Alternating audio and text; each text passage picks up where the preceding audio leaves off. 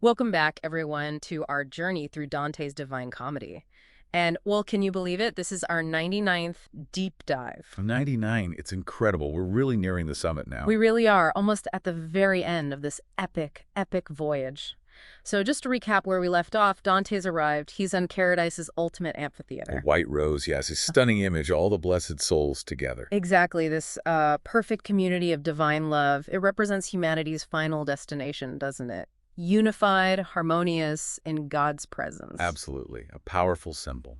And today we're zeroing in on Canto 32 of Paradiso. Our mission really is twofold. Look back at Dante's huge transformation across the whole comedy, and then pull out some, universal lessons from this canto for our own lives. It's quite something to track that growth, isn't it? I mean, Yeah. think back to the beginning. That lost soul in the dark wood, the Selva Oscura. Completely lost. Couldn't even climb the hill. Right, and his first big step was humility, wasn't it? Accepting Virgil's help, not trying to go it alone. That shift from maybe pride to accepting guidance is a huge first lesson right there. That's a great point. And building on that, remember in Inferno how he started almost just an observer, sometimes overwhelmed by pity, like with Paolo and Francesca. Oh yeah, fainting from pity. Very human reactions. But then later on, he gets welcomed by the classical poets as the sixth among them. He starts recognizing his own unique mission, his role, moving beyond just feeling overwhelmed. And his emotional response is mature, too. He stops fainting, stops judging purely by human feeling, and starts to, well, accept divine justice. It's not that he loses compassion, but it becomes a wiser compassion aligned with a bigger picture. Yeah, less uncontrolled emotion, more wisdom, and that growth just rockets forward in Purgatorio. He goes from needing Virgil constantly Holding his hand, almost literally sometimes. to that moment where Virgil basically says, okay, you're ready. He crowns him, makes him bishop of himself. His will is free, straight, and sound. That's real spiritual adulthood, Yeah. isn't it?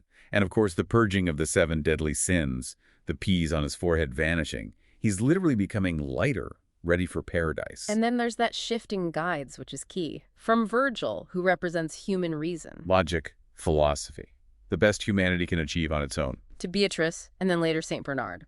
They represent faith, theology, divine love, guiding him toward something beyond reason, direct contemplation. Exactly. Moving from understanding through logic to understanding through, well, love and direct vision. Which brings us right to Canto 32. He's moved beyond just his own personal journey, hasn't he? He's looking at the whole rose, the community, how every single soul fits into this universal harmony. It's a profound shift from the individual ego to being part of this cosmic love. So here in Canto 32, St. Bernard is his guide, Yeah. and the focus shifts quite strongly to female figures within the rose. Mary's at the very top. Right, with Gabriel nearby. And then at her feet, you have Eve, Rachel, and Beatrice herself. The placement is very deliberate. It seems incredibly deliberate. Tell us about Eve and Mary. Well, it's a classic medieval theological idea.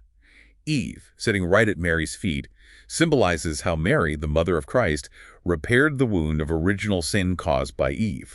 So Mary reverses Eve's error, redemption. Precisely. It shows that redemption is always possible, even from humanity's biggest fall.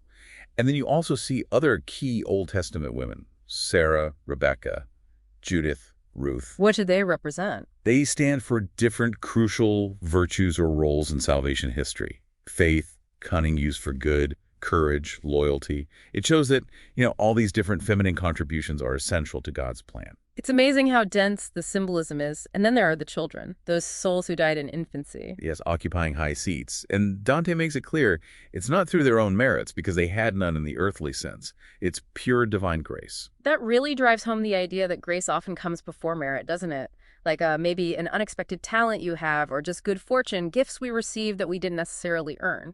Absolutely. It's a call to accept those gifts with gratitude, which leads us to the practical lessons for us. Yeah. What can we take away from all this for our own lives? Well, first, the value placed on feminine mediation is striking. Mary, Beatrice, Lucia earlier. Dante sees sensitivity, acceptance, compassion as central to reaching the divine. That's important for all of us. And the diversity shown by those Old Testament women. It tells us there's no single template for doing good. Sarah's faith, Judith's courage. Everyone uses their unique gifts.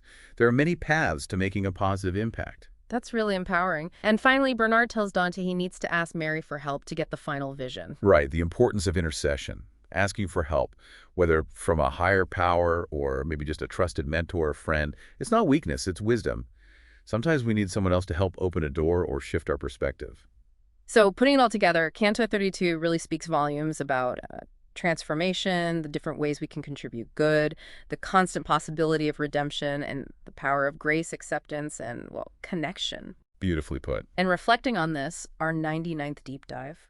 Wow, it's just been an immense privilege to witness Dante's growth, to learn right alongside him as we stand right at the threshold of the final canto. So maybe the thought to leave with is this. How do these teachings from Canto 32 about the many ways to contribute, about redemption always being possible, about the wisdom of seeking help, how might they guide you as you navigate your own unique life journey? That's a wonderful question to ponder. Thank you all so much for joining us on this incredible voyage. We are so excited to share the grand finale, the ultimate vision, in our very next deep dive. You really won't want to miss it.